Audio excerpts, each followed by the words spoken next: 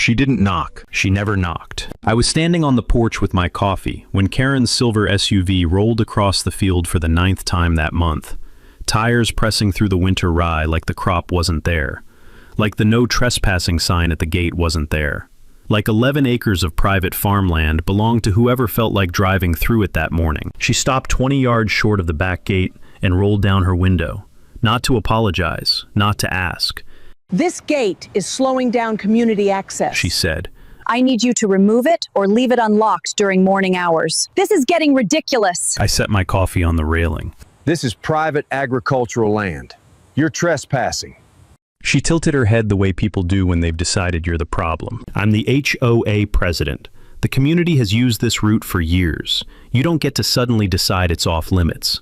She reached into the center console. "I'll have my attorney contact you." She threw her business card through the open window.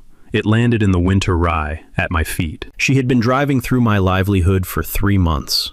The woman in that SUV had no idea she had just made her last unobstructed trip across my property. She put the SUV in drive, rolled toward the back gate, and didn't look back. The security camera mounted at the corner fence post had been running the entire time. It captured her plate, her face, the timestamp, and a clean shot of the no trespassing sign she passed at less than 3 feet of distance in full daylight. I didn't pick up the business card. I photographed it sitting in the crop exactly where she'd thrown it. Then I walked the fence line, checked the camera angle, and went inside to upload the footage. None of that was where the story started. It started 3 months earlier, a Tuesday morning in late September, when I looked up from the tractor and saw a silver SUV using my back access road like it was a public highway. No hesitation, no acknowledgement that anyone lived here. Just tires on my land and an exhaust cloud drifting over my field. I didn't confront anyone that day. I drove back to the farmhouse, sat at the kitchen table, and opened a fresh notebook. Wrote the date, the time, vehicle description, what I saw. Entry number 1. I own 11 acres of agricultural land adjacent to the HOA subdivision built 8 years ago on what used to be a neighboring property. My father owned this land before me, worked it for 30 years, paid full property taxes on every square inch, including the access road along the back boundary. When the developer broke ground on the subdivision, he asked my father to use that road during construction. My father agreed, verbally, temporarily. No paperwork, no recorded easement, no formal agreement of any kind. Construction ended. The arrangement was supposed to end with it. Karen apparently had a different interpretation. By the time I took over the farm, she had already decided that a 2-year construction accommodation was a permanent community right-of-way. The narrative had set inside that subdivision like concrete. The road was theirs, had always been theirs. Who was this farmer to argue? I sent her a formal trespass notice by certified mail 6 weeks before she threw that business card at me. Specific, documented, clear. She signed for it. The return receipt came back with her signature on it.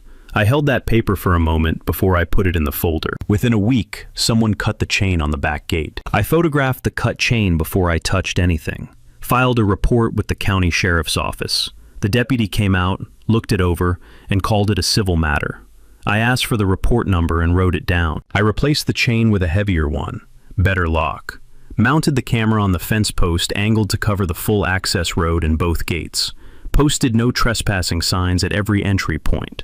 Reflective, weather-resistant state statute number in red at the bottom. And I kept writing in the notebook. 9 entries, 3 months, same car, same driver, same complete disregard for every sign I'd posted and every notice I'd sent. The evening she drove away without looking back, I stood in the field for a moment and looked at the tire tracks in the winter rye. Fresh, a full row pressed flat. I photographed those too. Then I walked to the barn. There's a particular kind of patience that has nothing to do with forgiveness. It's the patience of a man who has documented everything, consulted an attorney, and is now simply finished asking nicely. I opened the laptop and uploaded the day's footage. Clear plate, clear face, clear shot of every sign she drove past without slowing. Then I checked the status on a different browser tab. I had already ordered the spike strips 2 days before that evening. They were sitting in a box in the barn, waiting. My father bought this land in 1987. 11 acres of agricultural ground, flat and workable, sitting at the edge of what was then a quiet, rural county line. He spent 30 years on it, Winter rye, summer corn, the occasional soybean rotation when prices made it worth the seed cost. He paid property taxes on every inch of it, including the back access road that ran along the eastern boundary. That road was his, always had been. It showed up on the county plat map in his name, and in my name after him, without a single recorded easement attached to it. In 2016, a developer bought the neighboring property and broke ground on what would become the Maplewood HOA community. 47 homes, a clubhouse, a pool, a board of directors that apparently believed a verbal construction arrangement was the same thing as a permanent legal right. My father was a reasonable man. When the developer knocked on the door and explained they needed temporary access to the back road to move equipment during construction, my father said yes. No paperwork, no formal agreement, just a handshake and the understanding that once the shovels stopped, so did the access. 2 years later, construction ended. The developer left. The residents stayed. And somewhere in the transition between construction crew and homeowners association, Karen decided the arrangement had become permanent. I didn't know any of this when I took over the farm. My father passed 4 years ago, heart attack, quick, nobody was ready, and I inherited the land, the equipment, and a mythology I didn't know existed yet. The first time I saw Karen's car on my property, I assumed it was a mistake. It was a Tuesday morning in late September.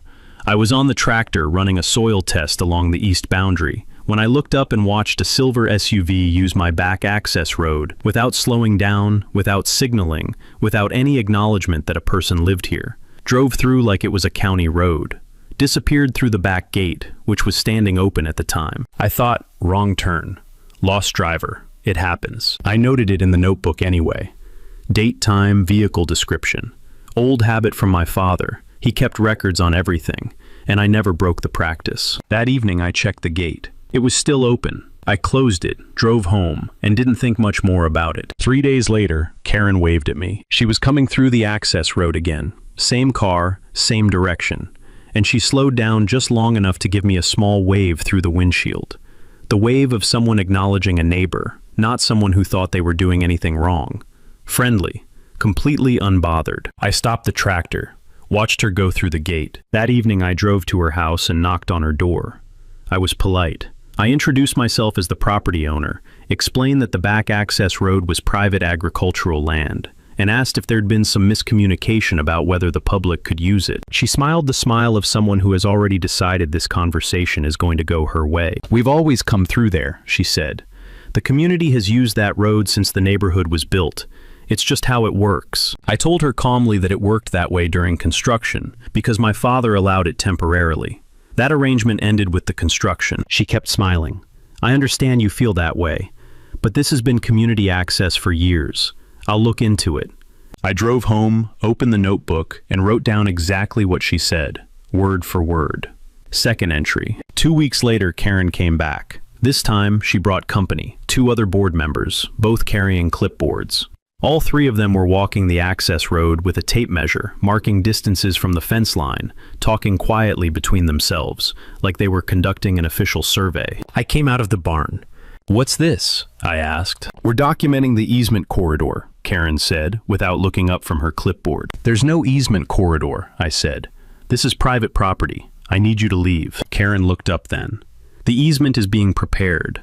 This is standard HOA documentation. I asked for the existing easement paperwork, the recorded document, the filed plat amendment, the county record, anything legal." She said it was in process. There was no process. There was no paperwork. There never had been. I wrote it down. 3 more entries. A week after that, I sat down with a notepad and the county deed, and I typed a formal trespass notice. Private agricultural property. No easement exists or has ever been recorded. Further entry without written permission constitutes criminal trespass under state law.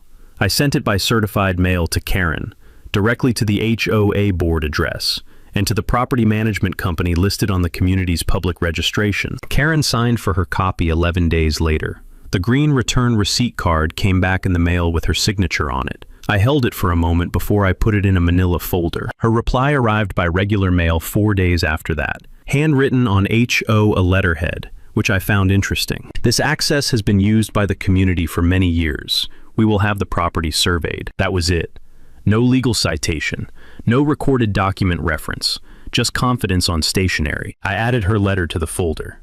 Then the chain disappeared. I came out one morning to find the back gate hanging open, the padlock cut clean through. Bolt cutters, quick, deliberate, not accidental. I photographed it from 3 angles before I touched anything. The cut edges, the lock on the ground, the gate position, the tire tracks through the gap. I drove to the county sheriff's office and filed a non-emergency report. A deputy came out, looked at the photographs, looked at the gate, and told me it was most likely a civil matter. I asked for the report number. He read it to me. I wrote it down. I replaced the chain with a heavier gauge, better lock, and I drove to the hardware store for a new fence camera. By the time Karen threw her business card at me from the SUV window, the folder had grown thick. The trespass log had 9 entries. I had a signed certified mail receipt in Karen's own handwriting. I had a police report number, photographs of a deliberately cut chain, and footage of every approach from the new camera system. I had done everything right. Every step by the book documented and dated.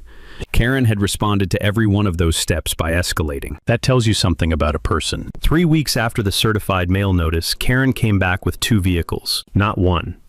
2. She parked the first directly across the access road, and the second at an angle across the gate opening, blocking both entry points like she was establishing a perimeter. She stepped out of the lead vehicle with her clipboard, and a man I didn't recognize. Business casual, leather portfolio under his arm.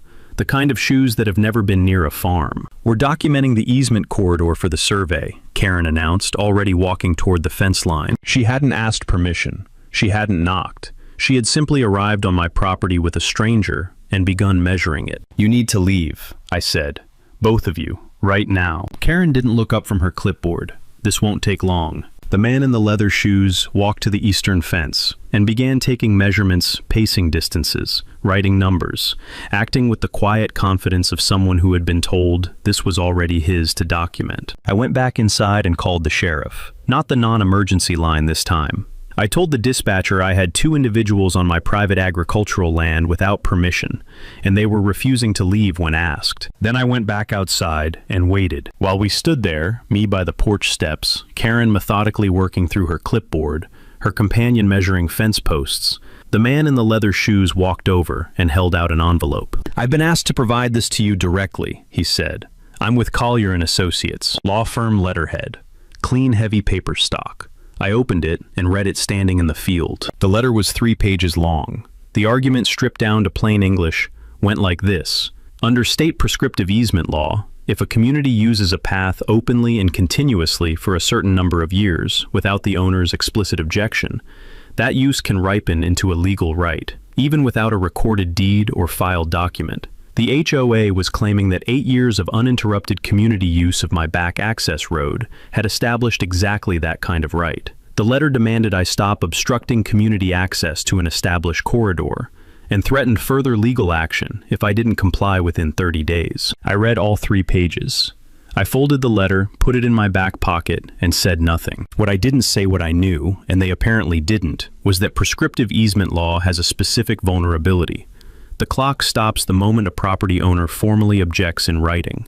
My certified mail notice, the one Karen had signed for 6 weeks ago with her own hand, had interrupted that clock. Whatever years of use the HOA wanted to claim the legal period had been broken, their claim had a fatal flaw before it even reached a courtroom. I didn't mention that. I just folded the letter and put it in my pocket. The deputy arrived 14 minutes later. Karen immediately crossed the field to meet him, clipboard in hand, speaking before he'd finished getting out of the patrol car. "This property owner is obstructing a recognized community easement," she said. "We have legal documentation supporting our access rights, and he has been harassing HOA residents for weeks." The deputy looked at me. I handed him the law firm letter. Then I handed him my folder, the certified mail receipt, with Karen's signature, the first incident report number, the trespass log with 9 entries. He read through it quietly. Then he turned to Karen and asked for the recorded easement documentation. The actual county file document, not the law firm's letter. Karen looked at her companion. Her companion looked at his portfolio. Then he explained carefully that the easement was being established through prescriptive use, and the documentation was in preparation. The deputy nodded slowly. He told both of them that without a recorded easement on file with the county, this remained a civil property dispute, and that he was asking them to vacate the private property immediately. Karen stiffened. "We have a legal right to be here." "Ma'am," the deputy said, "I'm asking you to leave." She left. But before she got in the car, she turned to the deputy and said loud enough for me to hear clearly that I had been creating a hostile environment for the entire neighborhood, and she would be filing a formal complaint. I asked the deputy to note in his report that Karen and her companion had been on private property without a recorded easement and had refused to leave when initially asked. He noted it. I got the report number. After they drove off, I walked to the field. Both vehicles had parked on the winter rye. The tire impressions ran deep. The ground had been soft from recent rain. I photographed every track from 3 angles, with my boot beside the nearest one for scale. The rye in those sections was pressed flat. Some stems snapped at the root. Not a catastrophic loss, but real damage to a working crop on a working farm. The next morning I called my agronomist. He came out 2 days later, walked the damaged sections and put a written estimate together. Lost yield, replanting cost, labor. It wasn't a fortune, but it was a number in writing from a professional. I added the estimate to the folder. The folder was getting heavy. I sat at the kitchen table that evening and looked at what I had trespass log certified mail receipt, Karen's handwritten reply, 2 police report numbers, photographs of a cut chain, photographs of crop damage, a law firm letter with a 30-day ultimatum, and an agronomist's written estimate. The 30-day clock was running. I poured a second cup of coffee and thought about it. Karen had escalated to lawyers. That was fine. Lawyers work with documents, and I had more documents than she knew about. 2 weeks later, a letter arrived from a different firm entirely. Not the man in the field, but a real firm with a real case number stamped on the header. The HOA had filed for a declaratory judgment in county court, formally claiming a prescriptive easement over my property. And that's when I stopped being patient and started building my case. I am not a lawyer. I want to be clear about that. I'm a farmer. I run equipment, manage crop rotations, fix fence lines at 7 in the morning in weather I wouldn't wish on anyone. When the HOA's declaratory judgment filing landed in my mailbox with a case number stamped on the header, my first call was not to a courtroom. It was to a real estate attorney named David Marsh, who had an office above a title company on the main road through town, and who came recommended by 2 people I trusted. I brought him the folder. He spread everything across his desk. The deed, the plat map, the certified mail documentation, the trespass log, the law firm letter, the 2 incident report numbers, the agronomist's estimate, Karen's handwritten reply, and read through it in silence. I sat across from him and didn't say anything. He took about 40 minutes. When he finished, he leaned back in his chair and looked at me the way a doctor looks at you when your blood work came back better than either of you expected. "Where do you want to start?" he said. "With whether they have a case," I said. He turned the deed around and slid it across the desk toward me. The deed was the main weapon. I just didn't know it yet. It was the original recorded document the county filed title that established my ownership of the 11 acres transferred from my father's estate 4 years ago. Clear chain of title going back to 1987. Every square foot of the property listed. Recorded easements? None. Not a utility easement. Not a drainage easement. Not an access easement. Nothing. David pointed to the county plat map next the official surveyed boundary document on file with the planning office. The back access road ran along the eastern boundary of my property.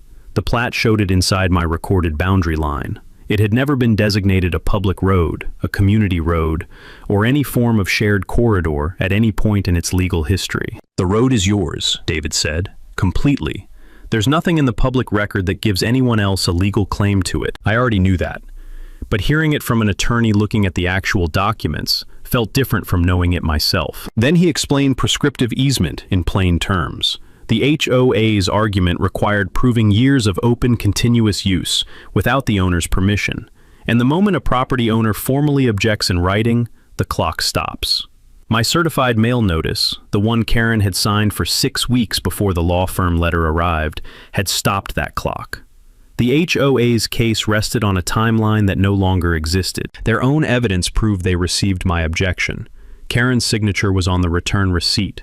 I spent the next 3 days at the county offices. The county planning department keeps records of every development, filing permits, surveys, road dedications, easement registrations. I pulled the original Maplewood subdivision development file. It ran to about 400 pages: site plans, drainage approvals, building permits, utility registrations. No access easement filed across my property. Not during the application phase, not during construction, not at any point before or after the development was completed. The developer had used the road for 2 years with my father's verbal permission and had never formalized it, never filed for it, never attempted to convert a neighbor's handshake into a recorded legal right. Whether that was oversight or indifference, I couldn't say, but the result was the same. There was nothing in the county file that gave Maplewood any claim to my access road. Not one page. I photographed the relevant sections of the development file and added them to the folder. The 2 men I called next had both known my father for decades. Gene Hartwell owned the 60-acre property on the north side of mine. Carl Dutton had a smaller parcel to the west, mostly hay ground. Both men had watched the subdivision go up. Both remembered the arrangement my father had made with the developer. I drove out to each of them separately, explained the situation, and asked them to write down what they knew. Not to testify, not yet, just to put their recollection on paper. Gene wrote 2 pages. He remembered my father telling him about the developer's request, remembered him saying it was a temporary thing during construction, and remembered being told the developer had agreed to restore the gate area after the build was complete. He remembered my father being surprised a year or so later that some of the residents were still using the road after construction had ended. Carl's statement was shorter, but just as clear. He had seen the construction traffic. He knew it as a temporary arrangement. He said he'd be willing to say so in front of a judge if it came to that. I thanked both of them, drove home, and added their signed statements to the folder. David sent the formal response to the HOA's law firm 2 days later. I read a draft before it went out. The letter stated in plain terms that no prescriptive easement had been established because the statutory period had been legally interrupted by written notice, which the HOA president had received and signed for. It stated that no easement of any kind appeared in the county's property records.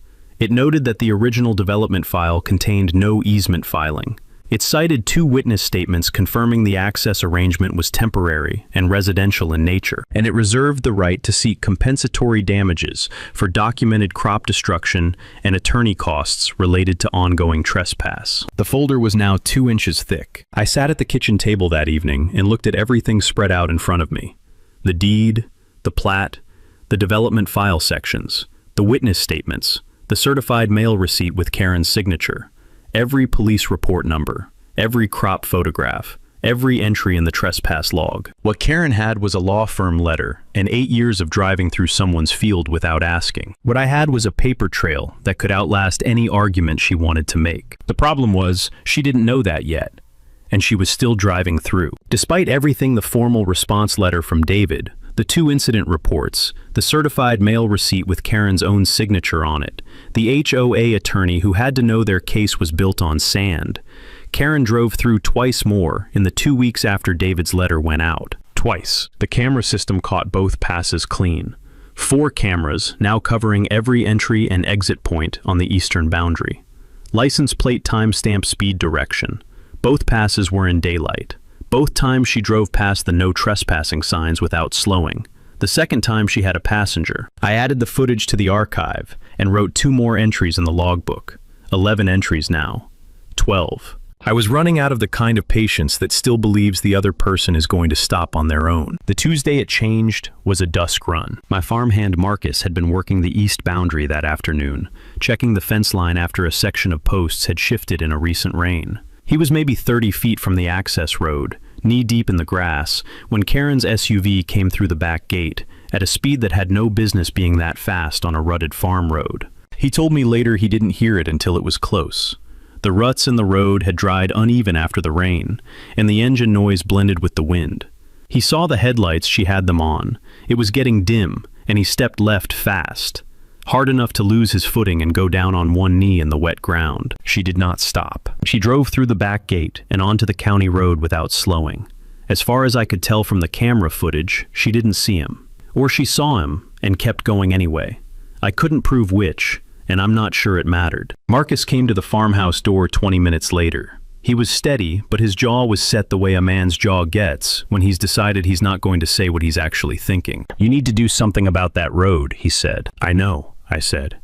I got him a cup of coffee and sat him down at the kitchen table. I asked him to walk me through it, where he was standing, where the SUV came from, how much clearance he had, what speed he estimated. He talked. I wrote it down. Every detail in order, exactly as he described it. Then I asked him to read what I'd written and sign it if it was accurate. He read it carefully. He signed it. The next morning I drove to the county sheriff's office. Not the front desk, not the non-emergency line. I asked for the detective division. A detective named Reyes took the meeting. I put the folder on his desk and walked him through it. The deed, the plat map, the trespass log with 12 entries, the prior, 2 incident report numbers, a USB drive with the full camera archive, including both recent passes and the Tuesday dusk footage, the attorney's formal response letter, and Marcus's signed statement. Reyes reviewed the USB footage first. He watched the dusk clip twice. Then he looked at the signed statement. Then he looked at the camera timestamps on the 2 daytime passes that happened after David's letter had already been received by the HOA's attorney. He took notes. He told me he'd follow up. 2 days later, he called. He said that with this level of documented history, the prior reports, the written notices, the continued trespass after formal legal objection, any future instance of Karen or any HOA-affiliated party entering my property without permission could be cited as criminal trespass. He gave me a case number for the new complaint file. I wrote it down. 3 days after that, a letter arrived from the HOA, not from their law firm, from the board itself on HOA stationery, signed by Karen in her capacity as president. The letter alleged that my farm constituted a community nuisance. Specifically, dust from my tractor work drifting toward the subdivision during dry months, agricultural odors from the compost operation along the north field, and excessive equipment noise during early morning hours. The letter stated that multiple residents had complained, and that the HOA was prepared to contact county code enforcement if I did not take steps to mitigate the issue within 30 days. I read it standing at the mailbox. Then I took a photograph of it front and back, added it to the folder, and emailed a copy to David. His response came back within 2 hours. 2 sentences. Classic Darvo. The trespasser is now claiming to be the victim of the property they've been trespassing on. Don't respond publicly. This is for the record. I didn't respond.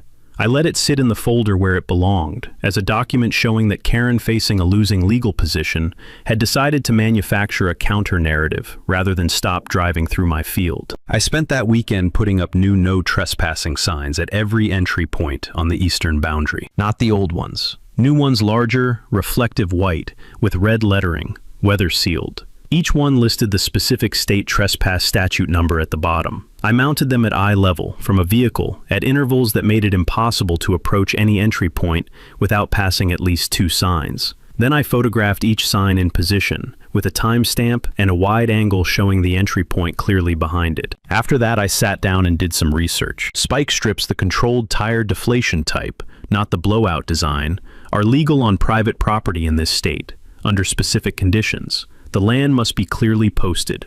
The device must be designed to deflate gradually rather than cause sudden blowout. And proper signage must indicate restricted access.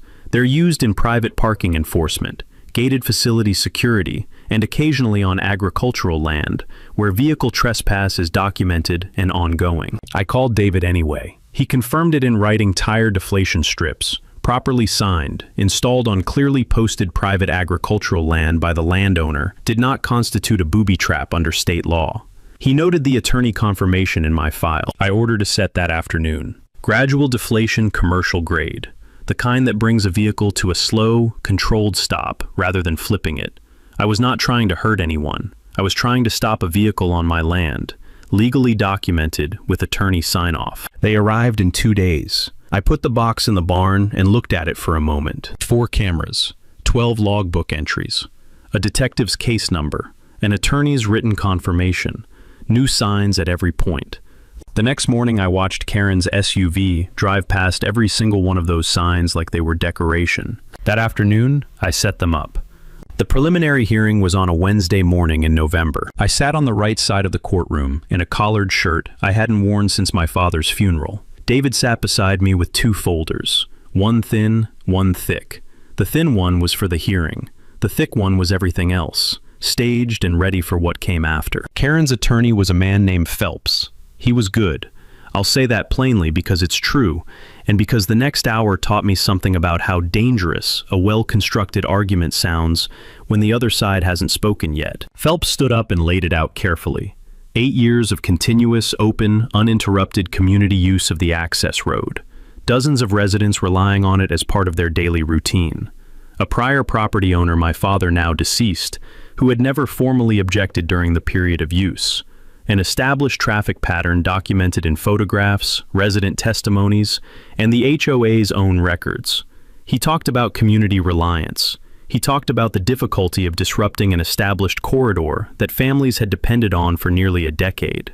He used the word reasonable 11 times. I counted. Sitting there listening to it, I understood something. Stripped of everything I knew, the deed, the plat, the certified mail, the interrupted clock. Phelps's argument had a shape that sounded like justice.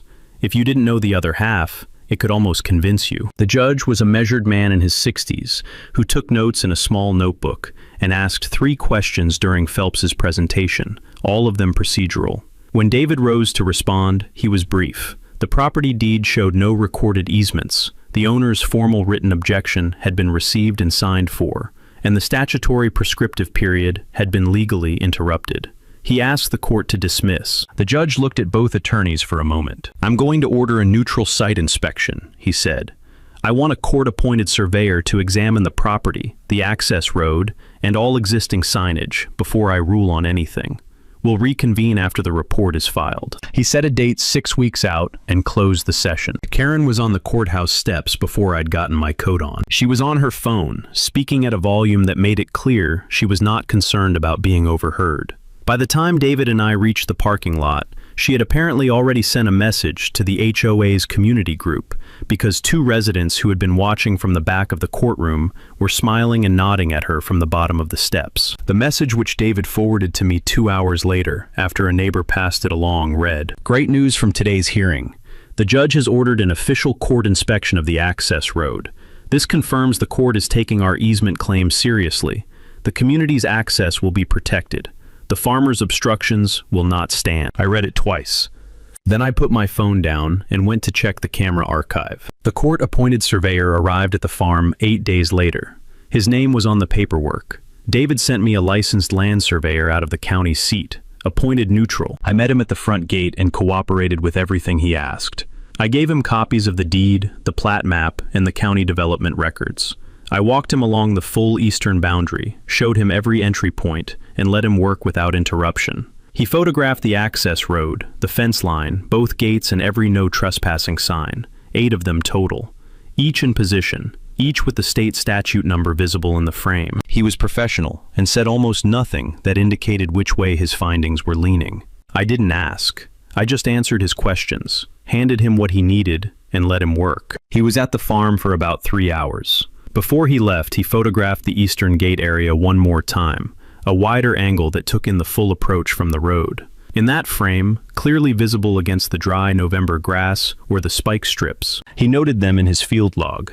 I watched him write it down. The preliminary report was filed with the court 12 days later. David sent me the full document that evening. The report had 2 sections that mattered. The first acknowledged the visible wear pattern on the access road tire tracks, compressed ground, the physical evidence of a road that had seen regular vehicle traffic over multiple years. It was a neutral observation. The surveyor was documenting what was physically there, not making a legal judgment about it. That was the section Karen's attorney sent to the HOA community group the next morning. The second section noted that the road fell entirely within the recorded property boundary of the narrator's parcel, that no easement of any kind appeared in any county document reviewed, and that signage at all entry points was visible, weather-resistant, and consistent with legal trespass notification requirements under state law. That section didn't make it into Karen's message. David called me that evening after the full report had been filed. 2 things, he said. First, their case just got significantly weaker. The surveyor confirmed the road is inside your recorded boundary, with no easement on record. The judge is going to see that. Second, he paused for a moment. The spike strips are in the report. I know, I said. I watched him photograph them. They're documented as an existing security measure on private posted property. It's in a court filing. which means if anyone tries to argue later that you installed them improperly or without notice, they're going to be arguing against their own surveyor's report. I thought about that for a moment. So they're on the record, I said. They're on the record, he said. I thanked him and hung up. Outside, the field was dark and quiet. Karen had told the entire HOA that the court was on her side. She hadn't mentioned that to prove her easement, she had to keep driving through my land, and my land was not what it used to be. It was a Thursday morning, 2 days after the surveyor filed his report. I was at the kitchen table with coffee and the camera feed open on my laptop when Karen's silver SUV appeared on the northeast approach at 7:14 a.m. I watched her come through the first gate, the one I'd left functional so the camera could capture the approach clearly. She was moving at her usual speed, no hesitation, no glance at the signs she passed on both sides of the entry point. She didn't see the spike strips. They were low-profile matte black, laid flat across the road surface at the point where the track narrowed between two fence posts. In morning shadow at speed, with the confidence of someone who had made this drive dozens of times without consequence, she drove straight across them. The deflation was not dramatic. There was no explosion, no blowout, no swerving. The strips did exactly what the commercial specifications said they would: gradual, controlled pressure release. I watched on the camera feed as both rear tires began to lose shape. The SUV slowed naturally, over about 30 seconds as the pressure dropped. It rolled to a stop 200 yards inside my property boundary, settling slightly to the rear as the tires went flat. Karen sat in the vehicle for a moment. Then she got out. She looked at the tires. She looked at the road behind her. Then she looked toward the farmhouse. I was already on the porch. She called 911 from the field. I heard her voice carrying across the open ground, words like booby trap and public road and I want him arrested. I sat down in the porch chair, put the evidence folder on the armrest beside me, and opened the camera app on my phone to the live feed. Then I waited. The patrol unit arrived in 12 minutes. One officer mid-30s stepped out and assessed the scene. Disabled SUV, 2 flat rear tires. Karen, gesturing toward the farmhouse. Narrator, sitting on the porch with a folder and a phone. He walked to Karen first. She spoke for about 3 minutes. I watched from the porch. Then he walked to me. "She's saying you installed a device on a public road," he said. "What's your response?" I handed him the folder, already open to the first page. "The deed," I said. "No recorded easements. The road is inside my property boundary." He looked at it. 1 sentence from me. 1 page from the county. I turned to the next tab. The plat map, same boundary, same road, filed with the county planning office. He looked at that too. "And this," I said, turning to the certified mail section. "Formal trespass notice sent by certified mail. Her signature on the return receipt. That's dated 4 months ago. Under state law, that signature ended any prescriptive easement clock she was trying to run." He took the folder, stepped away, called his sergeant. Karen crossed the field toward me while the officer was on the phone. "You have destroyed my vehicle," she said. "I will sue you into the ground. Do you understand that? Into the ground." I looked past her at the no trespassing sign, mounted to the fence post 8 feet behind her. Reflective white. Red lettering. State statute number at the bottom, clearly readable from where we were both standing in full morning light. I pointed at it. She turned, looked at it, and turned back. She didn't say anything else. The sergeant arrived 19 minutes after the first officer. He was older, deliberate, the kind of man who reads before he speaks. The first officer handed him the folder and talked quietly for about 2 minutes.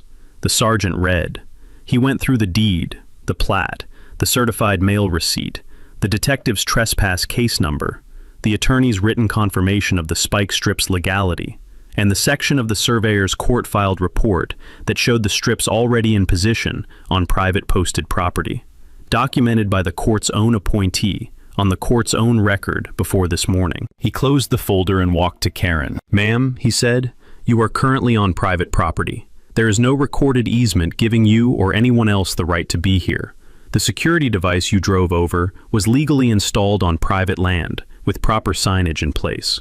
You passed at least 4 posted no trespassing signs on your approach." He paused. "I'm issuing you a criminal trespass citation." Karen stared at him. "I have a court case," she said.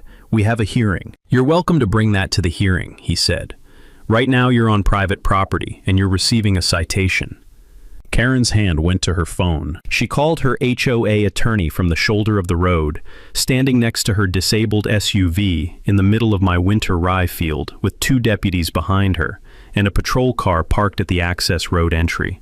I was standing near the gate, maybe 40 feet away, close enough to hear the call connect. She got through to someone. Explained the situation in about 30 seconds. The response from the phone was brief, 3 words clearly audible. Stop talking. Now. She lowered the phone. She didn't say anything else after that. The tow truck took 90 minutes. 90 minutes of Karen standing next to her silver SUV in my field in the November cold, while 2 deputies documented the scene with photographs, and a third reviewed the camera archive on my phone. 12 entries total, timestamps and license plates on every one of them. The back gate was visible from where they were standing. The gate with the new chain, the heavy lock, the camera mounted above it. The same gate that had been cut open 4 months ago by someone who thought this road was theirs. Around the 40-minute mark, 3 vehicles slowed on the main road as they passed the farm entry, HOA residents by the look of the cars. They could see Karen's SUV sitting dead in the field. They could see the patrol car. They could see the deputies. They could see me standing at the fence line, calm, holding a folder going nowhere. None of them stopped. They drove on. I thought about something David had said to me 2 weeks earlier, after the surveyor's report came in. He'd noted quietly the particular irony of Karen's legal position. In order to assert a prescriptive easement, her attorney had advised her to keep using the road. Continued use was evidence of the claim. Every drive-through was, in their theory, another brick in their legal argument. Every drive-through was also in mine, another documented criminal trespass. Her own strategy had built my case for me. 12 entries in the logbook, 12 timestamps on the camera archive, 12 passes documented with license plates and full-color footage. And one morning she drove through and the road was different than it had been the day before. The tow truck backed into my access road at 9:47 a.m. The driver hooked up the SUV and pulled it out through the gate. Karen got in the cab. She didn't look at me as they pulled away. The field went quiet. I stood at the gate for a moment and looked at the 2 shallow tire impressions where the SUV had come to rest in the rye. Fresh tracks. One more entry for the logbook, though I wouldn't need it now. I walked back to the porch, sat down and finished my coffee. David called me 3 weeks after the tow truck left. Their law firm filed a withdrawal, he said. The declaratory judgment case is done. I was standing at the kitchen window, looking out at the east boundary. The November light was flat and pale, the kind that makes a field look like it's resting. Done, I said. Done. They sent a withdrawal notice this morning. No admission of any easement, no settlement terms attached to it, just a voluntary dismissal. Which makes sense because they had no path forward. The criminal citation is on Karen's record. Their own surveyor's report contradicted their easement claim. And continuing to litigate would have meant continuing to document that their HOA president was a repeat criminal trespasser. He paused. They made the right call, legally speaking, just about 4 months too late. I thanked him and set the phone on the counter. Outside the field was still. David filed the counterclaim the following week. It was straightforward documented crop damages from the agronomist's written estimate. Attorney fees accumulated over 4 months of legal defense against a claim that should never have been filed. The HOA's new legal representation responded within 10 days. They wanted to settle. We settled. The figure covered the agronomist's estimate in full and a substantial portion of the legal fees. No admission of liability from the HOA beyond the dollar amount, which was fine. The number was in writing and the check cleared. Karen paid the tow truck fee herself. The HOA's insurance declined to cover it once the criminal trespass citation made clear she had been on private property without legal right. The citation fine she paid separately at the county courthouse, the same building where her attorney had argued 8 weeks earlier that the community's access would be protected. I didn't attend that transaction. I didn't need to. The HOA board held an emergency meeting on a Tuesday evening, 23 days after the incident. I know this because Marcus mentioned it. He lives about a mile from the subdivision and has a neighbor who attended. The meeting, by all accounts, was not pleasant. Several board members who had apparently disagreed with Karen's approach for months, who had stayed quiet because Karen's style of leadership did not leave much room for disagreement, spoke up. The vote to remove her from the board presidency was not close. Karen didn't fight it. She resigned the position the following morning and submitted it in writing, which was noted in the HOA's official minutes. Over the weeks that followed, I had a few conversations at the fence line that I hadn't expected. The first was with a man named Paul, who lived in the third house from the subdivision entrance. He came to the gate one Saturday morning with his hands in his jacket pockets and introduced himself and said he wanted to apologize. He said he had seen Karen driving through the farm multiple times and had assumed it was something that had been worked out. He said he wished he had asked a question. I told him I appreciated him coming by. I meant it. 2 other residents stopped over the following weeks. Different conversations, similar shape. Not everyone. Most people in the subdivision went on with their lives and didn't say anything, which is also how most things go. But a few came, and I spoke with each of them the same way. Politely, briefly, without drama. None of them asked about the spike strips. I didn't bring it up. David filed a formal property access restriction notice with the county 2 weeks after the settlement cleared. It went into the public record, a permanent notation on the county property file, stating that the access road along the eastern boundary of the parcel is private agricultural land with no recorded easement of any kind, and that any entry without written permission from the owner constitutes criminal trespass. It wasn't a new legal fact. The deed had always said that. The plat had always said that. But now it was filed separately, flagged specifically impossible to overlook. The trespass logbook went into the top drawer of the filing cabinet in the office. The folder, the deed, the plat, the certified mail receipt, the 2 incident reports, the agronomist's estimate, the law firm letter, the surveyor's report, the attorney confirmations, every photograph, every entry went into the cabinet beside it. I closed the drawer and didn't open it again. The winter rye came back. It takes about 6 weeks in this climate with decent soil and average precipitation. The sections that had been pressed flat by tire tracks filled in gradually, first the low stubble, then the full stand, until by early January, the field along the eastern boundary looked the way it always had, before any of this started. Uniform, undisturbed, the particular green of cool season grass in winter light. One evening, I was standing on the porch with a cup of coffee, when I noticed the field had gone back to looking like itself. Same porch, same dusk, same November cold coming in from the north field. The gate at the back was locked. The chain on it was the heavy gauge replacement I'd put in months ago, the one that had never been touched. The camera above the gate was still running, not because I expected anyone, but because it costs nothing to leave it running, and the footage auto-deletes after 30 days if nothing happens. Nothing had happened in 30 days. The field was untracked. The rye was even. The gate was shut, and the lock was solid, and the no trespassing signs were still mounted at every entry point, reflective white in the fading light. I stood there for a while and didn't think about any of it particularly hard. The business card Karen threw at me from the SUV window that evening in September is still in the evidence folder. It's in there with everything else. The deed, the receipts, the logbook, all of it. I never called the number on it. I never needed to. I had thought once or twice that I might throw it away when everything was finished, but I left it in the folder instead. Not out of anger, not to keep a record of anything, just because it's part of what happened, and what happened is worth remembering accurately. She threw a business card at me in my own field and told me I didn't get to decide what was off limits. The law disagreed. That's the whole story, really. Everything else was just documentation.